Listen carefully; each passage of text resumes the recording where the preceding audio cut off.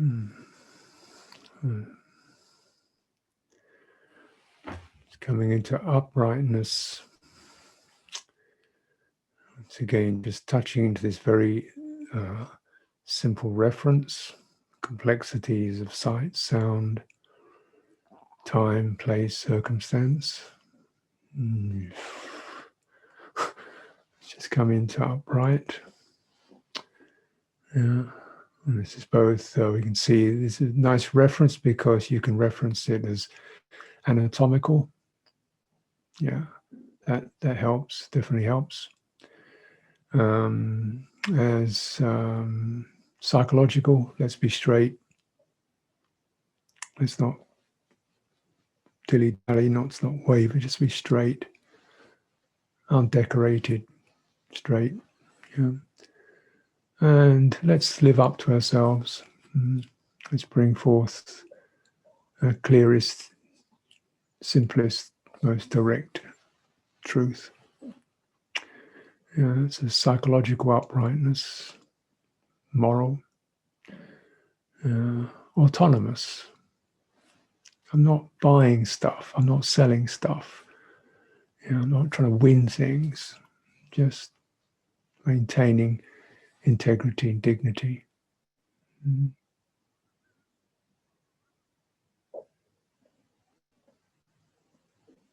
keeping that. In meditation, we're not doing deals, not pushing things, we're not trying to win things, add something to ourselves, do funny tricks, do special conjuring effects. We're just trying to maintain uprightness.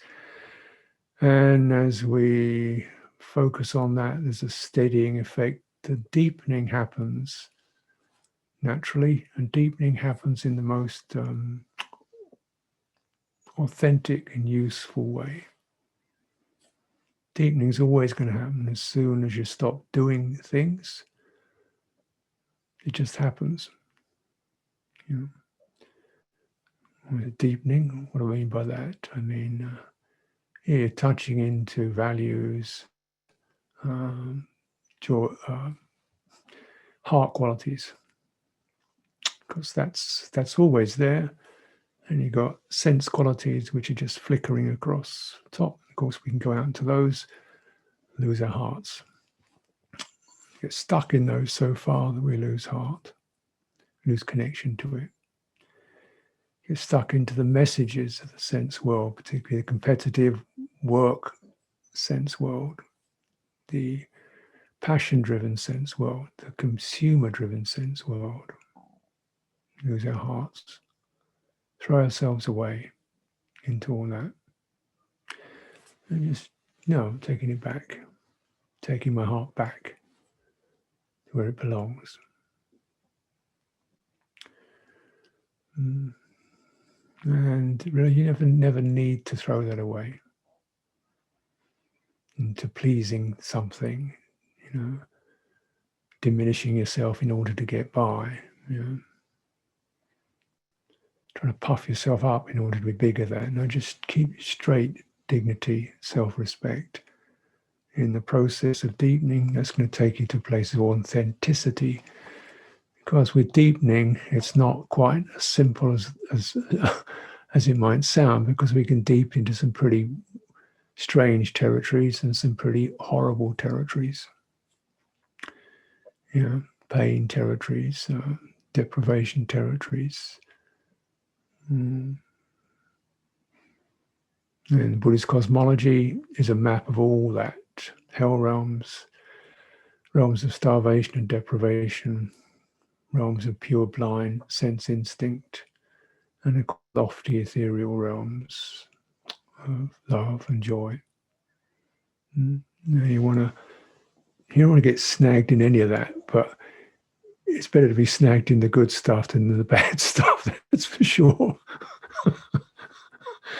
There's a lot of bad stuff. Well, there's in the depths of sorrow and hurt, confusion, desperation. And as you meditation, you can drop into those territories. They're acknowledged right out there in Buddhist cosmology. Hungry ghosts, hell realms, animal realms. Yeah, people think it's some pretty kind of make-believe. Well, maybe the imagery may be fantastic, but the territory is very real. And often people are acting out from those territories into the sense realm, which is why we're in the mess we're in as a species.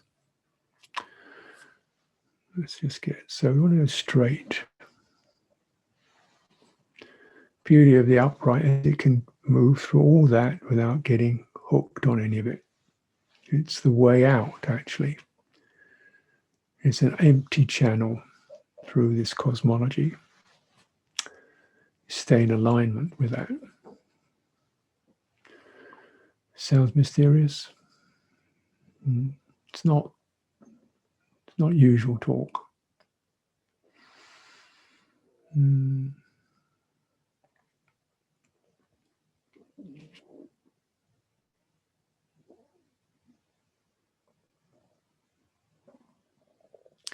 But you can feel it. There's no fudging, no fainting, no fighting, no freaking out, no running away. And you stay with that, it's going to take you to some places of true clarity because there's no bias in it.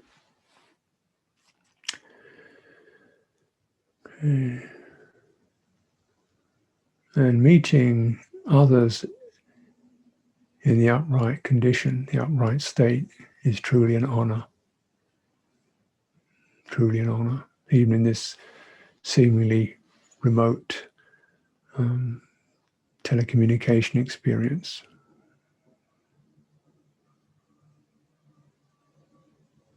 And it helps.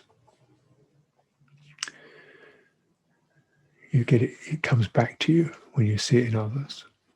That's the principle of Sangha. The principle of Sangha, of Kalyanamita. When you meet it in others, right. You get a mirroring effect and you draw yourself up. Yeah. And the normal stuff. Putting in other things aside. Simple beauty to that. And when you meet others in that, in the upright condition, pretty soon, heart starts to open and expand. And you get love. Not romance, but just some warm, empathic, pathetic connection. You get this with teachers. Yeah.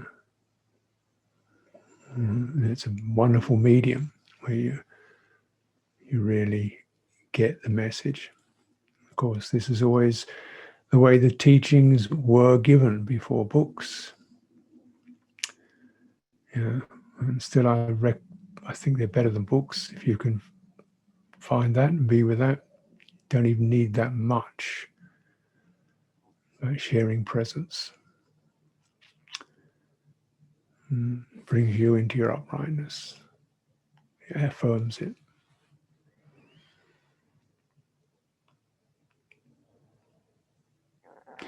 In the absence of,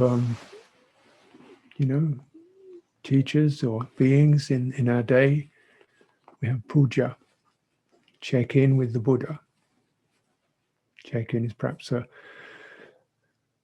bit of a trivial term, but show up for the Buddha. Right? Can you imagine that? Can you imagine that? What that's going to do for you? You show up for the Buddha. You're not going to be playing games. You're not going to be talking about the weather. You're not going to be. You're going to be right on the ball. Like, this is the Buddha, right? He's not interested in the stuff. He's not interested in the stuff. All he's interested is your upright axis. That's what he's looking for. That's what he's sensing. Yeah. And it's not your personality. It's right there. So this is what we try to kindle, with Buddha images. Take your pick. Doesn't really matter what the shape is, what the size is, what the physiognomy is, but it represents the upright human being. The front of the body is open. There's no defense, fearlessness. Body is firmly connected to the ground. This is not a. This is very balanced. That's the image. And that's kind of like take that back, bring that back to yourself.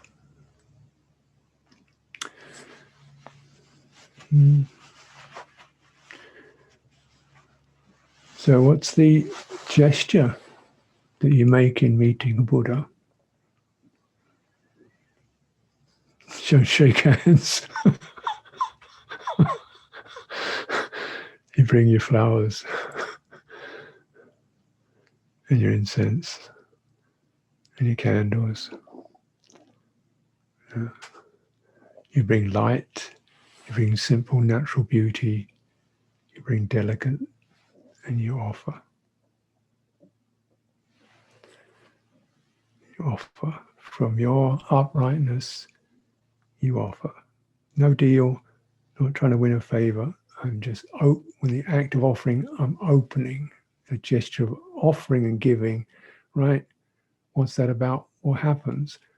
Opens, doesn't it? When you give, you open to another. Right? You're not reaching in to take something, you open. I mean, contemplating things, experience really from the depth domain, not the physical domain, but the depth domain, energies, right? Sensations, but energies, primarily it's the energies that the sensations are being moved around with. Very much connected to heart as well. In the level of the energetic level of experience, heart and body are not separate.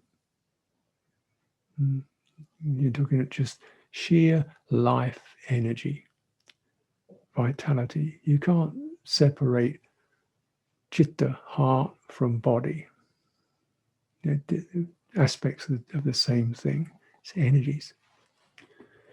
So when our energy is no longer shaking, fluttering, wondering where to go, correcting itself, pushing forward, stepping over something, but actually present. The movement then is not forward or backwards or up or down. The movement is open. Right? That's the movement. You're taking your signals from the energetic domain. Sensory domain, yes, we can move forward. We can walk to the other side of the room or whatever. The world of space exists in the sensory domain. The world of space exists, right? I am half a mile, 3 kilometers from that. I am the other side of the room. That's the other side of the room. That exists in the sensory domain. Energetic domain, that doesn't exist. There's no space. There's no distance. There's just immediacy, and different qualities of pressure and openness, right? When there's obligation, there's pressure, right? When there's powerful impulses, there's thrust. There can be a closing, fear, tension, closing of energy, right? Defending, uncertain, closing down.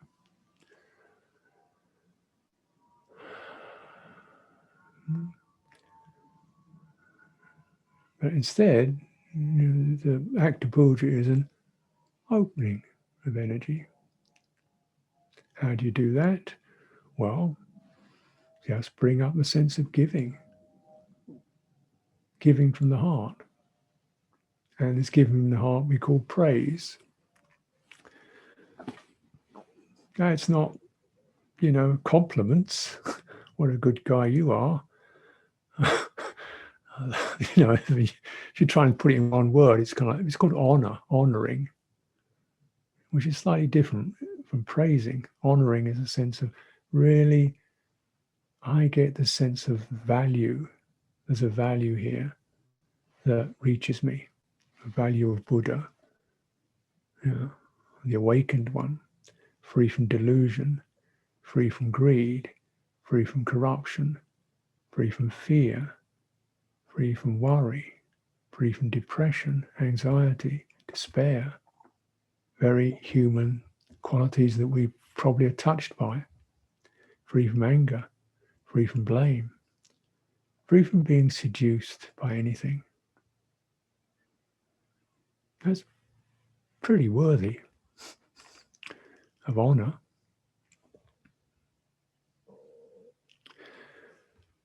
And not only that, but this one, Buddha, reaches out to, his reaching out is called teaching or presenting Dhamma. That's pretty decent behavior.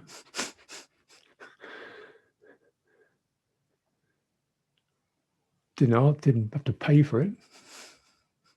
Didn't ask anything of you, just stay upright. And if you stay upright and you open,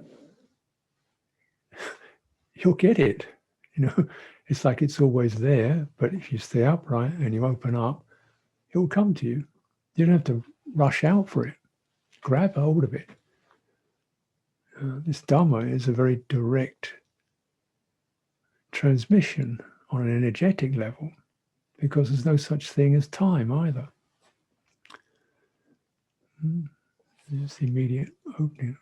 And what do you get? You get a quality of being confirmed in the upright, strengthened,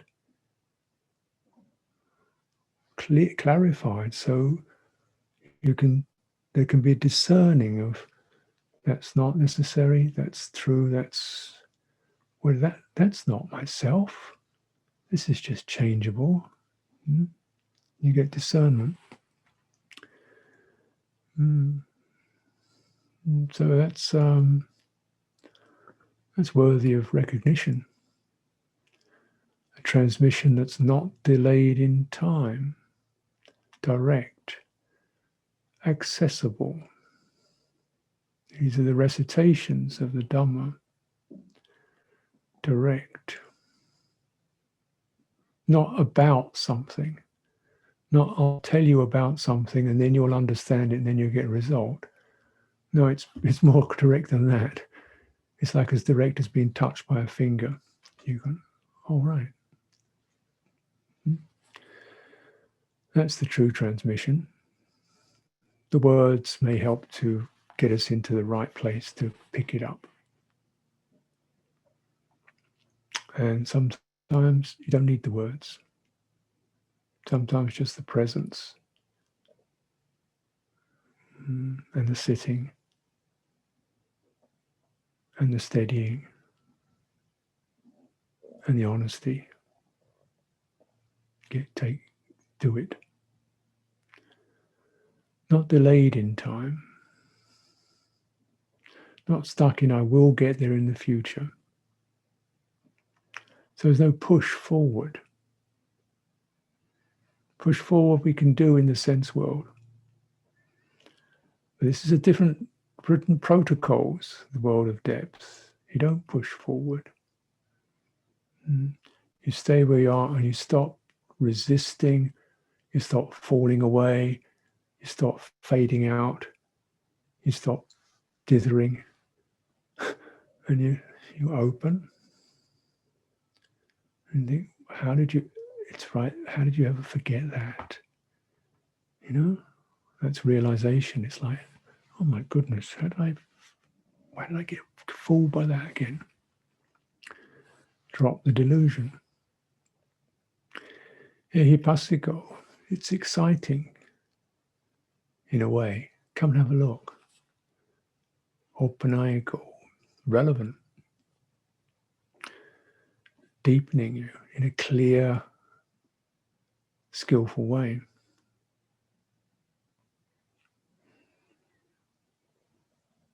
Pachatang, pachatang, pachatang, to be realized in your own intimacy. Only realized in your own intimacy.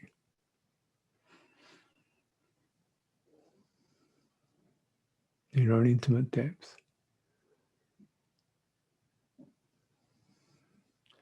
That's both a recommendation for complete authenticity,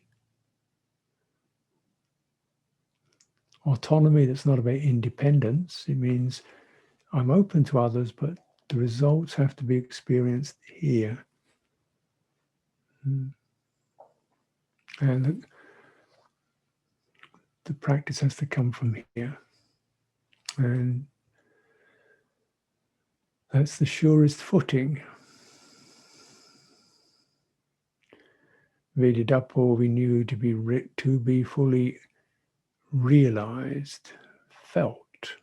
Vedidapo, Vedidapo, felt. Connected to Vedana, feeling.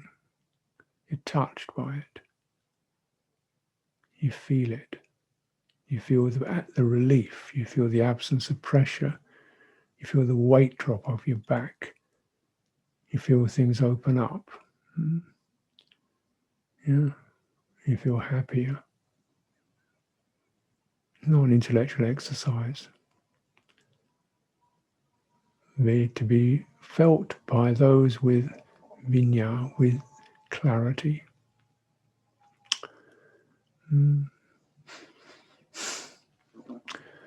So this is kind of looking at some of these phrases that we all tune in with in the puja.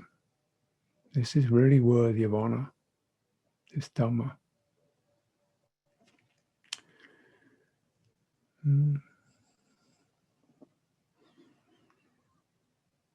Buddha, pure immoral conduct. It's giving you a very good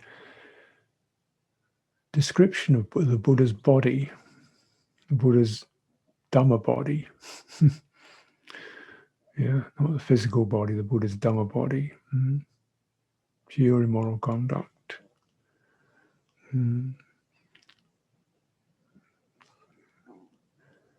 Fully fulfilled in terms of clarity and proper conduct. Vichacharana sampanno. Lokavida, we can see and understand the way the worlds are, all of the worlds. The world of the senses, the world of demon worlds, the hungry ghost worlds, the animal realms, sees it all, can understand it, been there, seen it, and seen through it.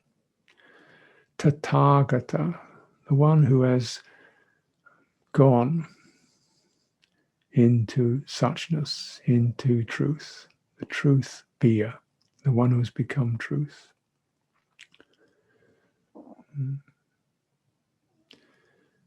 And Sangha, those who practice ujjupatipanno, upright, nyaya, knowing.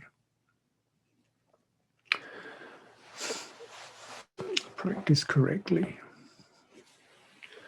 Any of these, give you a sense of what we are bearing in mind, being mindful of in puja. These are the values, these are the resonances that take you to a deep deepening which is fruitful. And you can consider, reflect the thought, the emotion, and where it goes, what it does to you. It's calming, steadying.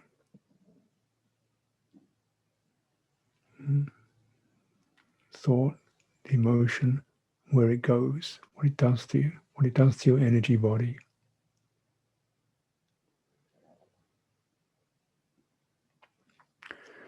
Puja is chanted, associated with chanting, at least the aspect of it. Obviously, you can do puja completely silent. This recollection is puja. But we transmit it in the sense realm, sound, and particularly the world of sound, because the world of sound is also carries energy to it. The sound of your voice is an energy, isn't it? Because it's not just the sound, it's the breath making the sound. And it's intimate, it's right inside your body. It's not on a screen, it's not a thought, it's an embodied breath moving energetically through the tissues. What does it do? It opens the chest. That's where the heart is. Opens the throat. Opens the head. Doesn't open the physical bones, but you know what your head feels like? In the felt sense? Dense, intense, clogged, jangled. Too much thinking does your head in. And chanting, when you're chanting, you're sending breath energy up into the back of the mouth and rolling it across the palate, the tongue, and the resonances move into the fine nerve energies around the skull, the head, temples, forehead, particularly. Yeah.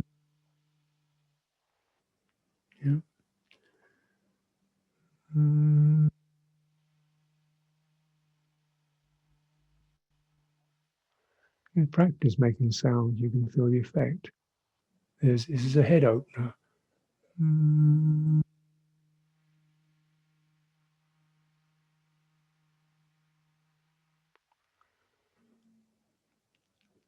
Okay.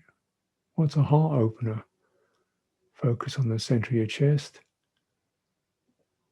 Right. Gather yourself, gather your breath in your abdomen. Focus on the center of your chest. And get the abdomen to distend, to fill with air. Or to fill with energy, sorry, not air, but energy. And then gently squeeze, perhaps too strong a word, but a gentle squeezing into the chest of that energy.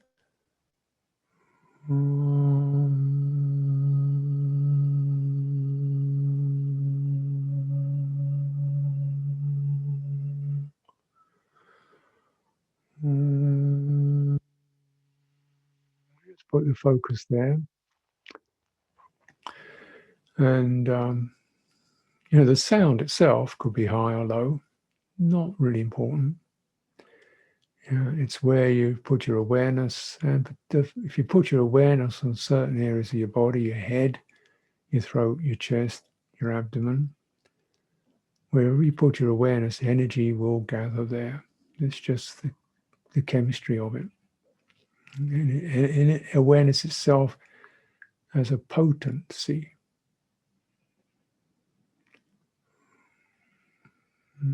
It's like put it onto energies and they start to warm up.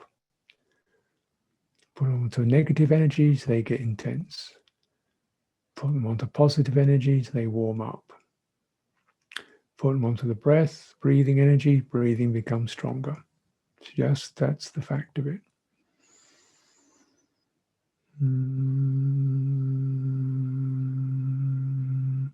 Then when you pick up the sound, you feel it resonate through your body energy.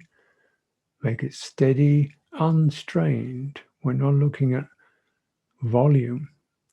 A good amount of the chanting remains in your body. The sound comes out, but a good amount of the chanting remains embodied. We're not blasting it out. It's kind of restrained because you want to, kind of store up. Let that suffuse the tissues associated with energies. This way you can clear some of the fogginess in the head, or the constrictions in the throat, or the seizures in the chest.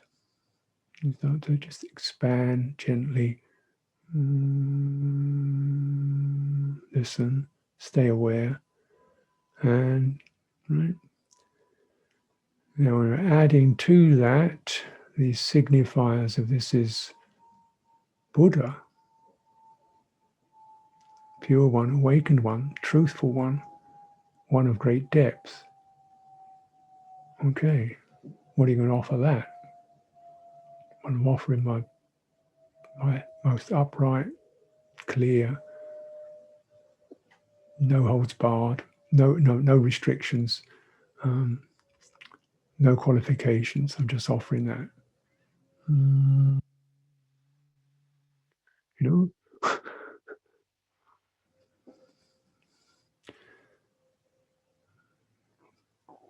This isn't opera.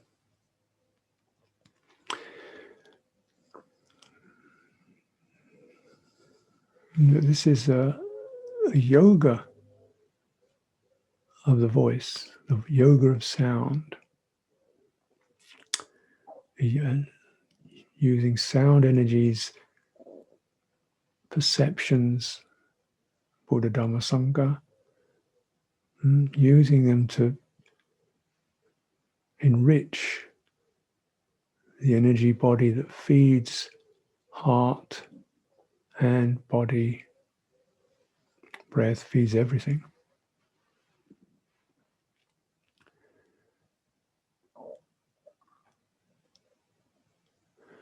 When you make these sounds, we use the Pali language because the Pali language was a language only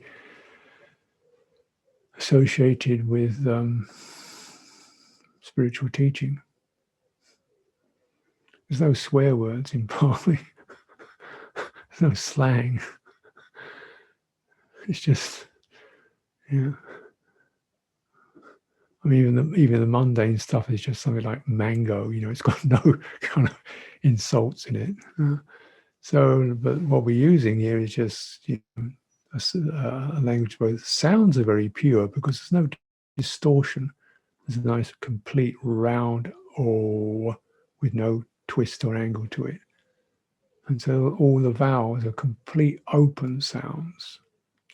Ah, E, U, O. They're very open, straight sounds. They don't waver.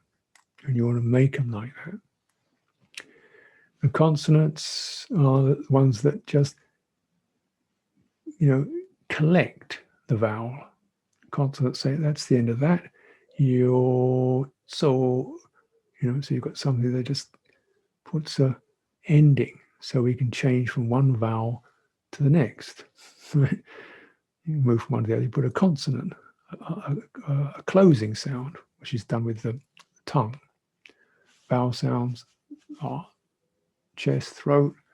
Consonants are tongue, teeth, lips. They're the closures. You kind of just cut it. Those are the distinctions. They're nice and crisp, light. And there's that relationship between the opening and the closure, which is like a punctuation. And of course, as we're following breathing, there's also the silence when we breathe in. You're listening, because you can't chant unless you listen. You can make sound, of course, but you can't do puja without listening because you don't pick anything up. It's empty sound. It's just there. So you've got to have that listening to pick up and keep your awareness attuned to the experience. If your awareness isn't attuned to it, you don't get it. So that the hearing contains it, it says collects it. So keeps you within the field where the sound is being made. And when you're doing this as a group, particularly the ears connect, the hearing connects everybody. So everybody touching the same sound at the same time, or they're pausing, but they're staying in tune. Even if they're silent, they're listening, they're with it. Their puja is a silent puja, but they're listening and getting it in the heart. They're still part of the puja. Yeah, because it's the awareness that connects everything. And then when the chanting finishes, you stay in that awareness, which is listening and collecting. And now it's been energized by the act of puja, by the brightening effect of puja. So let's do a little practice. You have your chanting books with you or your sheets. And again, if you want to do your puja silently, that's completely okay. You have a silent puja. Your throat isn't right. You feel clumsy with the words. Okay, fine. Joining with what you feel you want to, can do, but do listen, then you'll be part of it, right? And yeah. So I'll make the offering to the Buddha, Dhamma Sangha, and then proceed with the Pali chanting.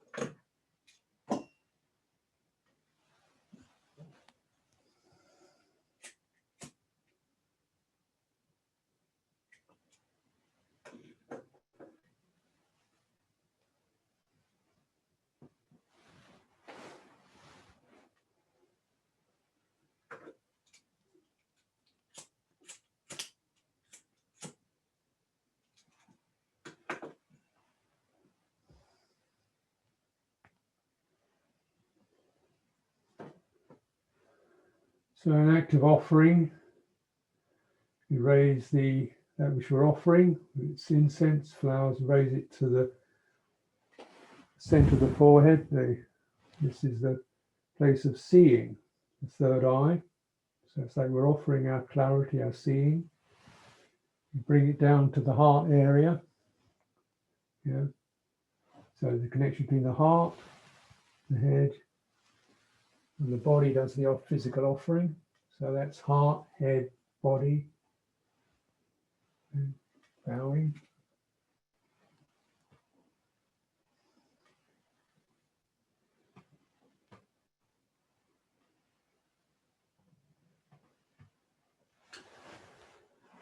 Okay. And take a good breath, deep breath.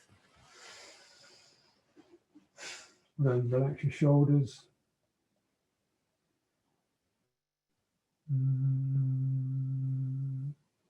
Yes, clear your throat. Open the throat. Hands. So the back of the thumbs touches the heart. Lotus growing out of the chest is the image.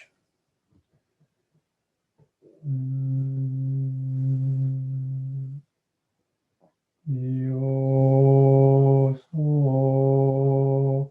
Bhagava Arahang Samma Sambuddho Swakato Yena Bhagavata Dhammo Supatipanno Yasa Bhagavato Savaka Sangho Dhamayam Bhagavantam Sadhammam Sasangham Ime Sangare Yadaraham Aropite Hampe Puchayama Sadhu no Bande Bhagava Sujira Parini Putopi Bhajima Janananugam Manasa Ime Sakare do Katapana Karapote Patigan Hatu Hamhakam Dikaratang Itaya Sukhaya Arahang Samma Sambuddho Bhagava Bundam Bhagavandan Abhivademi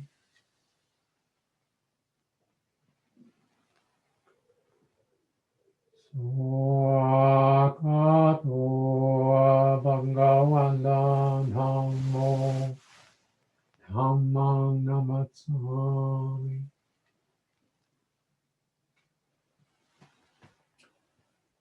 Supatipanno Bhagavato Savaka Sangho Sanghang Namami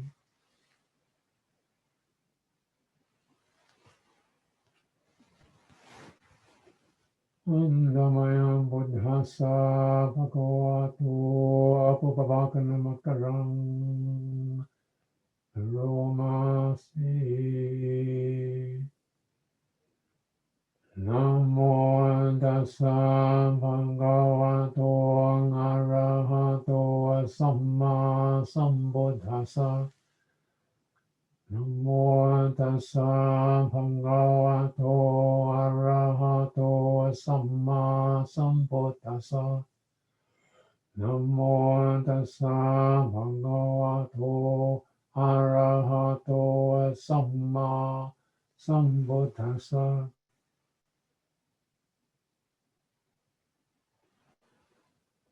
Andamayam Buddhanusatinayam Karoma Se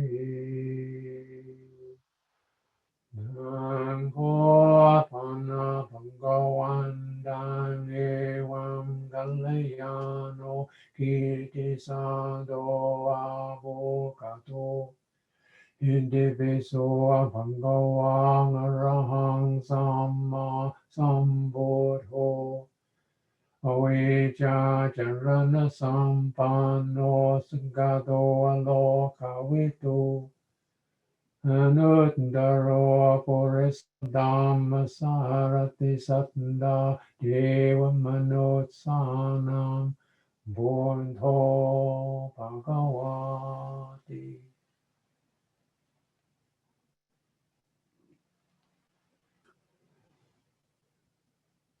Handamayam Dhammanusatinayam Romase Swakato Bhagavatthan Dhammo Sandetiko Vakaliko Ehipasiko Apanayiko Bhajatang Veditapo Vinyuhiti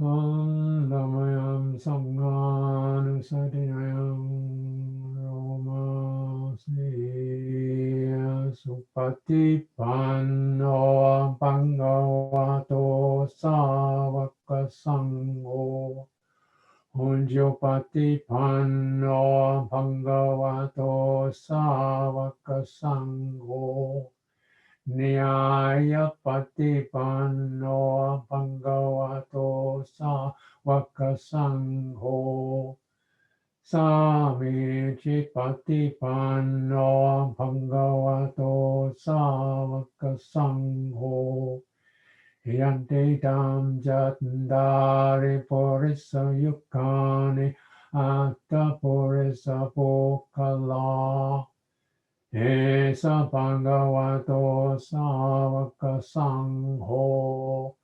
Ahuneyo Bahuneyo Dakineyo Anjali Karaniyo Anuttarang Punyagetam Lokasati.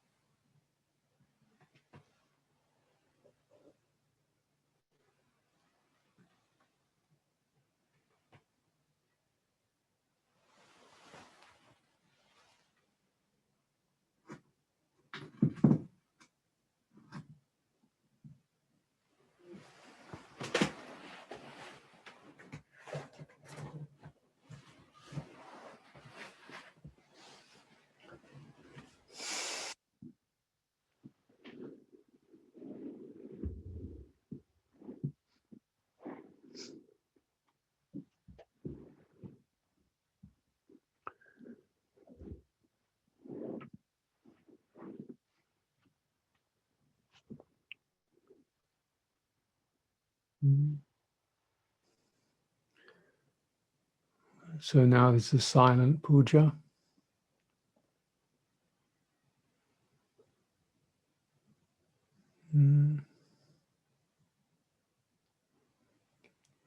Vocalizing sends energy through the upright axis, the upright channel, opens the hearing, the awareness. Now let your awareness focus on that upright channel, that upright axis, however that seems to you. If it's a mood, a feeling, an emotion, an energy in your body, a spaciousness in your mind. And listen with a heart of devotion. This is your puja.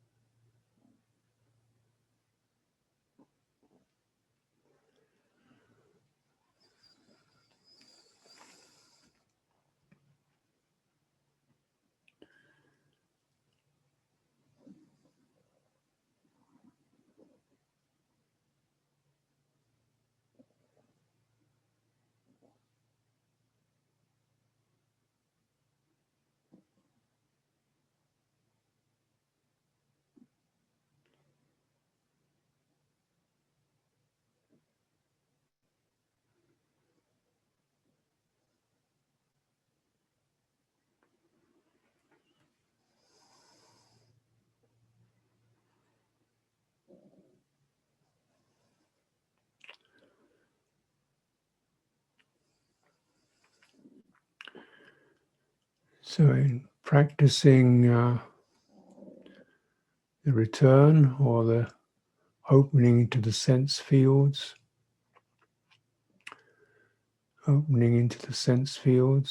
connecting the upright, the energetic balance, yeah, to the sense fields. The first one is body, physical body. Be aware of the textures, the weight, the sense you have of having a physical form. Mm. The legs, the torso, the back, the head. Sketching it all in with your awareness. It doesn't have to be micro, refined, just that basic sketch. All there, steady. Let your energy suffuse that. Physical body has energetic channels in it. And so this purified energy can move into these energy channels within the connected to the physical form. This will certainly improve your health, organ function, all kinds of or immune system, the whole thing. It's a good, just for good health. This is and also for steadying. So you don't want to come out through your eyes, first of all. Come out through your body, come out into your hearing, because the hearing has been the that which collected awareness, gave awareness a boundary, said, awareness holds the awareness in that circular global quality to it. It's everywhere and it's contained. So you can hearing. So you move from the act of listening, the quality of silence, with how that feels for you, into these drippy, shifting phenomena we call sounds, pattering and squeaking and rustling, just like little creatures running across the auditory sphere. And to follow them. And then the big one is the eyes. Opening the eyes, we notice first of all seeing, without focus on the act, the quality of seeing, a sense of the tremendous flooding of light. shining, luminosity. Even if it's quite dark, there's still a luminosity to the act of seeing. Energetically, it's got a vibrant tingles. And then you see various objects manifesting within that. But you stay with the seeingness rather than the seen. And obviously you can move between the two. Last door is the mind. Most tricky door to open. But if we've gathered the other senses around that door and we've educated the other senses, so possibly we open the mind, or instead of going out into the flood of thoughts, we open into the knowingness, cognition, apprehension. Things can be known. The knowing. And whenever we do think, say, speak,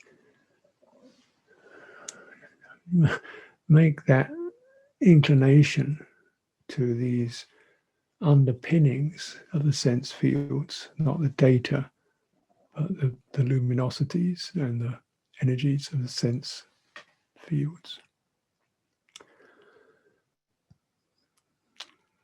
Okay, so now is your free form period.